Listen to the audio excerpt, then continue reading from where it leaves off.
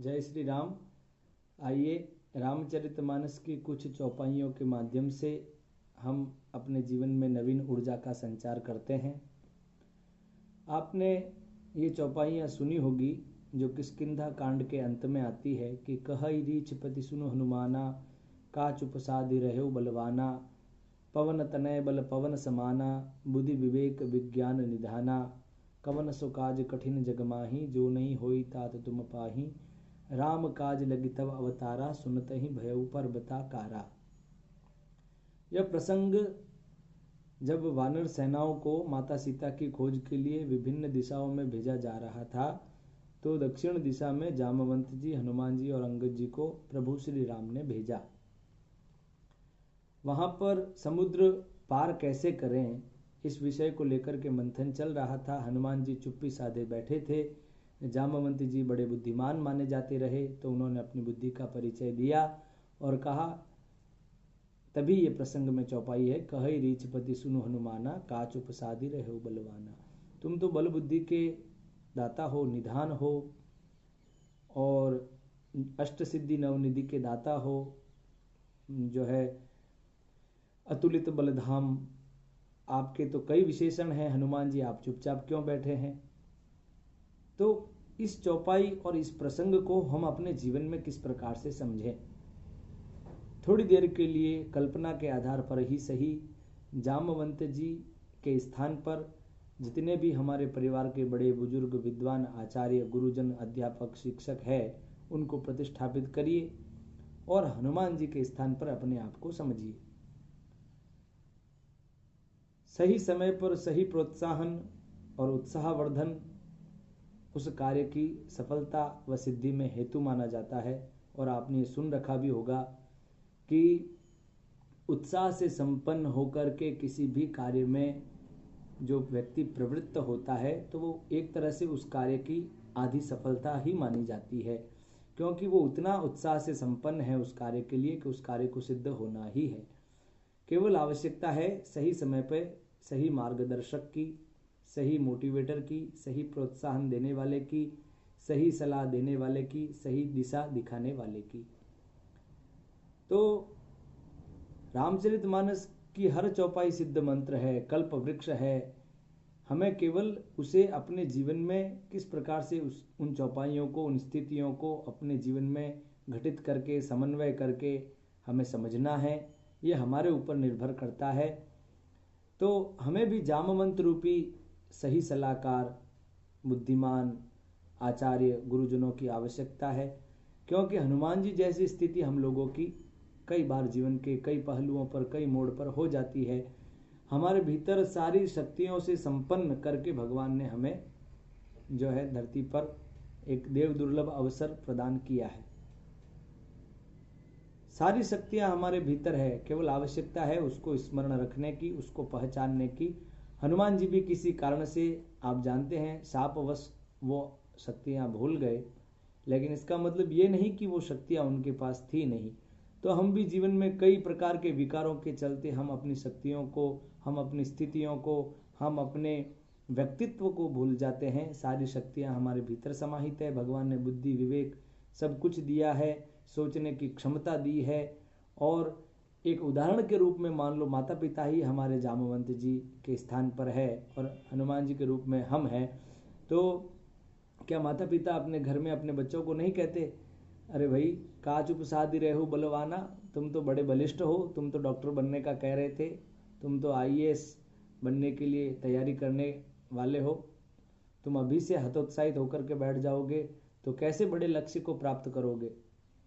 तो कई बार व्यक्ति छोटी सी असफलता से जो है व्यथित होकर के बैठ जाता है। तो ऐसी स्थिति में जामवंत जैसे सलाहकार की, प्रोत्साहन देने वाले की आवश्यकता होती है। घर में भी, समाज में भी, परिवार में भी, राष्ट्र स्तर पर भी, हर जगह पर आवश्यकता होती है सही समय पर सही दिशा निर्देशन करने वाले की। हनुमान जी की तरह सारी शक्तियां हमारे भीतर भी है, लेकिन हम उसको सही समय पर पहचान लें।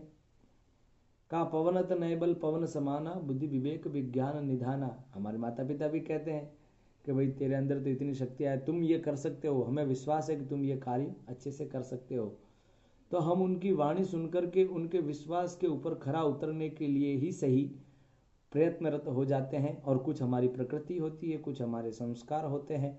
तो वे जब सामूहिक जो मिलकर के हमारे संस्कार, हमारी प्रवृत्ति और हमें दिया गया प्रोत्साहन, ये सब चीज़ें जब इकट्ठी होती है, जब सम्मिलित होती है, समाहित होती है, तो निश्चित ही एक अच्छे परिणाम की ओर हमें अग्रसर, एक अच्छे कार्य के लिए हमें प्रवृत्त करती है और फिर परिणाम तो उसका अच्छा होगा ही। का सुनत ही भयउ पर्वताकारा, राम काज लगी तब अवतारा। कहा कि तेरा जन्म ही राम काज के लिए हुआ है। जामवंत जी ने क्या कहा कि हनुमान जी आपका जन्म ही राम काज के लिए हुआ है।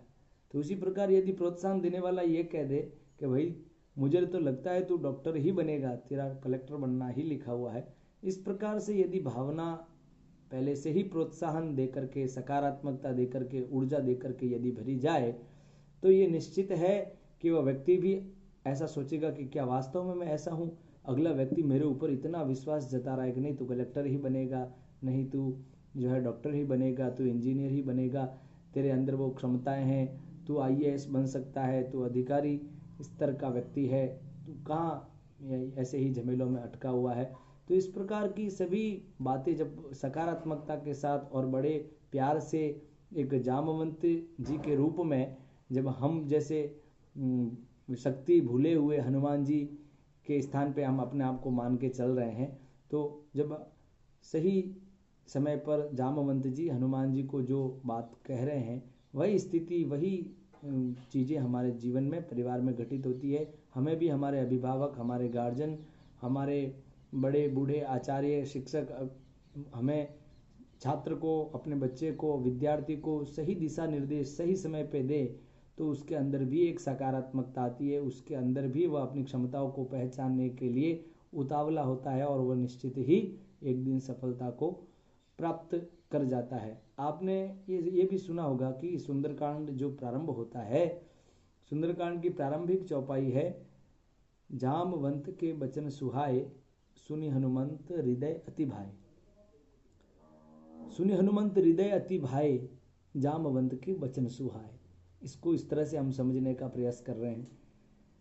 जब अच्छी सलाह होती है और विद्यार्थी सकारात्मक चिंतन वाला होता है, तो वो वचन सुहाता ही है, वो वचन अच्छा लगता ही है, क्योंकि वो उसके हित में है। जामवंत के वचन सुहाए, सुनि हनुमंत हृदय अति भाए। मतलब फिर वह शक्ति संपन्न व्यक्ति जब हो जाता है, अपने आप को मान लेता है, प्रोत्साहित हो जाता है, तो उस कार्य करने के लिए इतना उत्साही हो जाता है कि वो कार्य आधा तो सफल वैसे ही हो जाता है। इसलिए सुंदरकांड की पहली चौपाई बहुत सुंदर है, जो सुंदर भावों से ओतप्रोत है और सुंदर भावों से समन्वित है, और सुंदरता से ही प्रारंभ हुई है कि भाई जामवंत के वचन सुहाए। वचन क्यों सुहाए? क्योंकि उन्होंने पहले किष्किंधा कांड के अंत में यह कह दिया था, कह रीच पति सुन हनुमाना, का चुप साधि रहो बलवाना, पवन तनय बल पवन समाना, बुद्धि विवेक विज्ञान निधाना। तुम तो बुद्धि और विज्ञान के निधान हो, कवन सो काज कठिन जगमाई। अरे ऐसा कौन सा काम है दुनिया में जो तुम्हारे लिए संभव नहीं है। तो यही स्थिति हम लोगों की है, दुनिया में कुछ भी असंभव नहीं है। इम्पॉसिबल भी अपने आप में पॉसिबल को ही द्योतक, मतलब का द्योतक है। आप इम्पॉसिबल की जो स्पेलिंग है उसको अलग अलग करेंगे, IM पॉसिबल, तो मिला करके वो मतलब असंभव भी अपने आप में संभव है। असंभव केवल हम विचारधारा में उसको नकारात्मक लेकर के बैठ जाते हैं, हम हतोत्साहित हो जाते हैं, हमें समय पर कोई प्रोत्साहन देने वाला नहीं होता, हमें समय पर सही मार्गदर्शन करने वाला नहीं होता। ऐसा नहीं है कि हमारे भीतर वो सारी शक्तियाँ नहीं है, सभी शक्तियाँ हैं, सभी सिद्धियाँ हमारे भीतर समाहित है। आवश्यकता है सही समय पर सही कार्य करने के लिए जगाने वाले की, और सकारात्मक चिंतन के साथ खुद को जाग जाने की भी जरूरत है हनुमान जी की तरह। तब जाकर के सुंदरकांड प्रारंभ हुआ, क्योंकि सुंदर चौपाई है वहाँ पे, मतलब सुंदर भावों से समन्वित है। जामवंत के वचन सुहाए, वचन क्यों सुहाए? क्योंकि जामवंत जी ने सारी प्रोत्साहन की बातें हनुमान जी को पहले ही कह दी। इसलिए हनुमान जी भी सकारात्मक चिंतन वाले और अपनी शक्ति को उन वचनों के माध्यम से पहचान गए, और सुनते ही भयउ पर्वताकारा, और उनको लगा कि वास्तव में मैं ये कार्य कर सकता हूँ, yes I will do it. तो इस प्रकार से जब हमारे भीतर हमारी ऊर्जाओं को बताने वाला, हमारी क्षमताओं को पहचानने वाला, हमें समझने वाला व्यक्ति जब हमें एकदम सलाह के रूप में, एक विचार के रूप में, चिंतन के रूप में, एक उत्साह भरने के रूप में हमें जब सही समय पे सही मार्गदर्शन करता है, तो हम भी उस कार्य को बड़े उतावले होकर के, बड़े उत्साह के साथ और पूरी ऊर्जा के साथ करने के लिए आतुर हो जाते हैं। आज के लिए इतना ही। ये कुछ चौपाइयों के माध्यम से हम अपने आप को अपने जीवन में किस प्रकार से हम आगे बढ़ें, समझें। हर चौपाई हमारे लिए सिद्ध साबित हो सकती है, हर चौपाई हमारे लिए वरदान सिद्ध हो सकती है। तो हमें केवल अमल करने की आवश्यकता है, उसे चिंतन मनन करने की आवश्यकता है। कोई भी बात मंत्र के रूप में हमारे लिए सिद्ध हो सकती है। केवल हमारे चिंतन का स्तर क्या है, दायरा क्या है, हम किस प्रकार से विचार करते हैं, ये आवश्यकता है। आज के लिए इतना ही। जय श्री कृष्ण।